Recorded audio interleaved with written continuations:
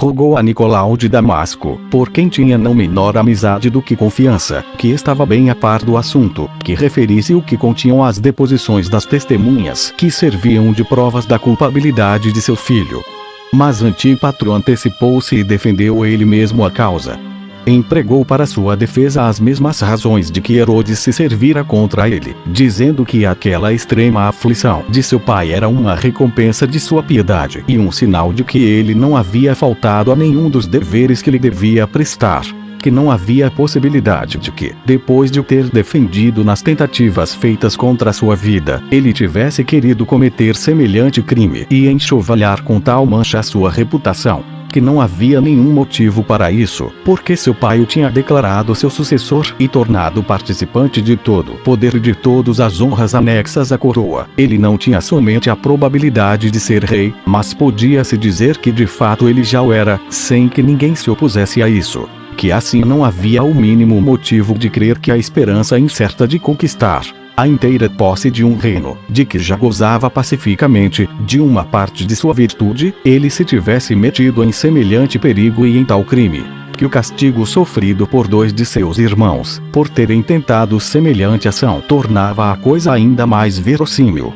que não era necessária melhor prova de seu ardente amor por seu pai, do que ele mesmo ter sido delator deles e que não estava arrependido disso, porque não podia melhor demonstrar sua piedade para com ele do que se tornando o vingador de sua impiedade, que ele tinha por testemunha de todas as suas ações em Roma, o mesmo Augusto, ao qual não se podia enganar bem como a Deus, que ele podia apresentar suas cartas às quais se devia prestar incomparavelmente mais crédito do que as calúnias de seus inimigos, que não tinham maior desejo do que pôr a divisão na família real e aos quais sua ausência tinha dado os meios para isso e a comodidade também. Quanto às deposições das testemunhas, não era justo que lhes prestassem fé, pois haviam sido extorquidas pela violência das dores e que por fim ele mesmo se oferecia a ser torturado e interrogado sem que o poupassem.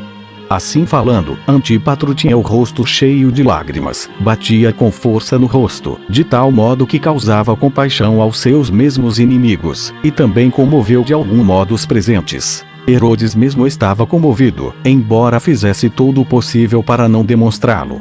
Nicolau, então, tomou a palavra para continuar a acusação que o rei tinha começado. Ele estendia-se em cada artigo. Trouxe como prova dos crimes o testemunho dos que tinham sido torturados.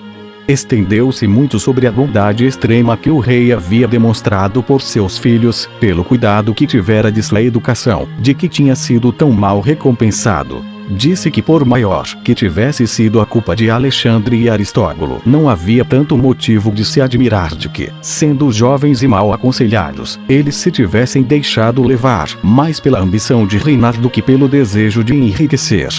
Mas que nada era tão horrível como o crime de Antípatro, o qual, mais cruel do que os animais mais cruéis, que se amansavam e se mostram reconhecidos para com aqueles, dos quais receberam algum benefício, não tinha ele se comovido, com tantos favores que recebera do rei, seu pai, e, em vez de considerar a infelicidade em que seus irmãos tinham caído, por seu mau proceder, não tivera medo de os imitar.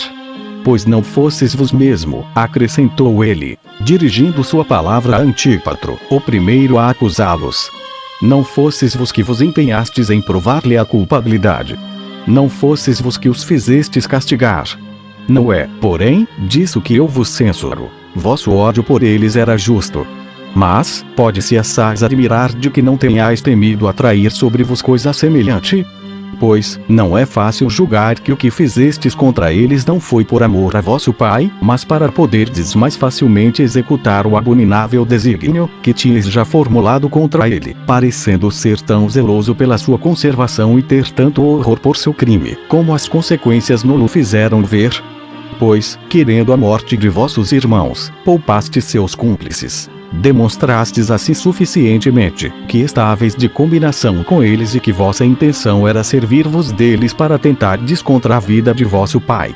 Sentíeis assim uma dupla alegria. parecer aos olhos dos homens ter feito uma ação digna de louvor, como teria sido mesmo, se vossos irmãos, sendo culpados, não tivesseis vos declarado contra eles, como inimigos, para salvar vosso pai. E a outra, secreta, oculta, no vosso coração, achando por esse meio mais facilidade em fazer perecer a traição, por um crime ainda maior que o deles, aquele mesmo por quem parecieis sentir um amor tão cheio de piedade.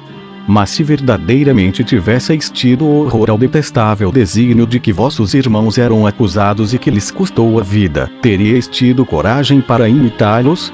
Não é evidente que não tinhais outro objetivo que perder por vossa astúcia os que vos poderiam disputar o reino, como sendo muito mais dignos do que vós, de possuí-lo e atirar todo ódio sobre vosso pai, de vos pordes em condições de não poder ser castigado, acrescentando a esse fratricídio, um parricídio, tão horrível, que nenhum século ainda viu outro semelhante? Pois não é de um pai qualquer que resolvestes eliminar a vida, mas de um pai que vos amava com paixão, que vos cumulou de benefícios, que compartilhou convosco a sua autoridade, que vos declarou seu sucessor, que vos fez gozar crescentemente do prazer de reinar, que vos tinha garantido a coroa por meio de seu testamento. Mas essa excessiva bondade não causou impressão em tão mau espírito como o vosso. Em vez de considerá-lo como benfeitor, vos considerastes apenas a vos mesmos. Vossa paixão desmesurada de dominar não pôde tolerar ter como companheiro vosso próprio pai, a quem sois devedor de tantos benefícios, e ao mesmo tempo que vossas palavras demonstravam um ardor tão violento pela sua conservação, todas as vossas ações tendiam à sua ruína. Não vos contentaste de ser mau, procurastes tornar vossa mãe tão má quanto vós, fazendo-a cúmplice do vosso crime. Irritastes o espírito de vossos irmãos e tivestes a insolência de ultrajar a vosso pai, chamando-o de animal, vós, cujo coração está mais cheio de veneno do que os mais venenosos animais, as serpentes, e de que vos servistes contra os mais próximos e às quais devieis maiores favores. E vós, enfim, que em vez de ajudar vosso pai na sua velhice, não vos contentastes unicamente com a vossa malícia para fazê-lo sentir os efeitos da vossa ira, mas vos fizestes acompanhar por guardas e conquistastes o maior número possível de pessoas, a fim de juntar os seus artifícios aos vossos para o aniquilar. Agora, depois de tantos depoimentos, tanto de pessoas livres como de escravas, as quais fostes causa de serem torturadas, depois de provas tão claras do vosso crime, ousais negar a verdade. Não vos é suficiente terdes renunciado aos sentimentos mais ternos da natureza, esforçando-vos por tirar a vida a vosso próprio pai, quereis também subverter as leis estabelecidas contra vos e vossos semelhantes, para surpreender a equidade de Varo e para abolir tudo o que há de justiça no mundo. Dizeis que não se devem dar valor a depoimentos extorquidos por meio de torturas, que salvaram a vida ao vosso pai, e pretendeis, ao mesmo tempo, que se deva crer no que direis, sofrendo também a tortura. Mas, Senhor, acrescentou Nicolau, dirigindo então a palavra a Varo, nós livrareis nosso rei dos detestáveis empreendimentos movidos contra ele, pelos seus parentes mais próximos. Não mandareis ao suplício esse cruel animal, que depois de se ter servido de uma falsa aparência de afeto para com seu pai, para perder seus próprios irmãos, tudo fez para perdê-lo a ele também, a fim de reinar sozinho. Sabeis que o parricídio não deve ser considerado como um crime particular, mas como público, porque é um ultraje feito à natureza e ataca o princípio da vida. Vos sabeis que nesse caso o simples pensamento merece ser castigado como um mesmo fato e que não se deve deixar de castigá-lo, sem se pecar contra essa mesma natureza, que é a mãe comum de todos os homens. Nicolau referiu em seguida diversas coisas que a mãe de Antípatro, impelida pelo prazer que as mulheres têm de falar, não tinha podido deixar de dizer, isto é, que ela tinha consultado adivinhos e oferecido sacrifícios para saber o que aconteceria a Herodes. Não esqueceu também as desordens, tanto por causa do vinho como das mulheres, causadas por Antípatro, na família de Feroras, e citou o grande número de depoimentos feitos contra ele, uns voluntários, outros obtidos pela tortura e que se podiam ter como os mais certos, porque aqueles, que antes o temor de Antípatro levava a calar o que sabiam contra ele, vendo que a mudança da sorte dava a todos a liberdade de falar e de acusá-lo, diziam então com franqueza o que seu ódio por ele já lhes não permitia ocultar. 734. Nada, porém, aniquilava tanto a Antípatro, como as recriminações de sua consciência, que lhe atirava continuamente diante dos olhos, seus horríveis crimes, contra seu pai, o sangue de seus irmãos derramado por seus criminosos manejos, e a perturbação que ele havia suscitado em toda a família real. Havia-se mesmo notado há muito tempo que jamais ele tinha ódios justos, nem amizades fiéis, mas o interesse era sua única regra de conduta. Assim, mais se amava a virtude e a justiça, mais ela era tida em horror, e apenas houve segurança, começou-se a clamar contra ele e a se dizer a porfia todo o mal que ele havia feito, e de que se tinha conhecimento.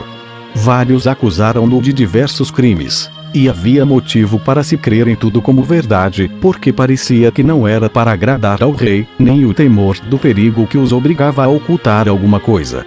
Parecia, ao contrário, que eles eram levados a falar daquele modo porque detestavam sua maldade e desejavam sua morte não só para garantir a vida de Herodes, como para evitar de cair sob o domínio de tão perverso príncipe como Antípatro. Não eram, porém, somente os interrogados que assim falavam. Havia muitos que se depunham voluntariamente contra ele, e embora ele fosse um dos mais astuciosos, dos mais desavergonhados dos homens, não ousava abrir a boca para responder. 735. Varo, então, tomou a palavra e disse que lhe dava toda a liberdade de falar, se tivesse alguma coisa a alegar em sua defesa, e que o rei, seu pai e ele, só desejavam que ele fosse inocente. Antípatro, em vez de responder, lançou-se de rosto em terra, rogando a Deus que fizesse saber por meio de algum sinal a sua inocência, e quanto ele estava longe de jamais ter tido o pensamento de empreender algo contra seu pai. É assim que os maus costumam agir. Quando enveredam pelo caminho do crime, abandonam-se suas paixões, sem se lembrar de que há um Deus. Quando se encontram, porém, no perigo de serem castigados, eles o invocam, tomam-no como testemunha da sua inocência e dizem que se abandonam inteiramente à sua vontade. Foi o que sucedeu a Antípatro. Antes, em todas as coisas, ele procedia como se Deus não existisse, mas quando se viu prestes a receber o castigo que merecia, ele se atreveu a dizer que Deus o tinha conservado para velar por seu pai. Varo, vendo que ele não respondia às perguntas que lhe eram feitas e que ele continuava somente a invocar a Deus, ordenou que trouxessem o veneno, de que se havia falado no processo para que dele se experimentasse a força. Trouxeram-no e ele o fez beber a um homem condenado à morte, o qual apenas o sorveu, caiu morto. Dissolveu então a assembleia e no dia seguinte voltou a Antioquia, onde costumava permanecer, porque era a cidade onde os reis da Síria tinham habitualmente sua corte. 736. Herodes mandou no mesmo instante meter Antípatro numa prisão, sem que se soubesse que a resolução ia tomar ou já tomara, com Varo, sobre aquele assunto, mas a maior parte julgava que ele nada faria, sem seu parecer. Escreveu em seguida a Augusto e ordenou aos que lhe deviam apresentar as cartas, que hoje o informassem à viva voz dos crimes cometidos por seu filho.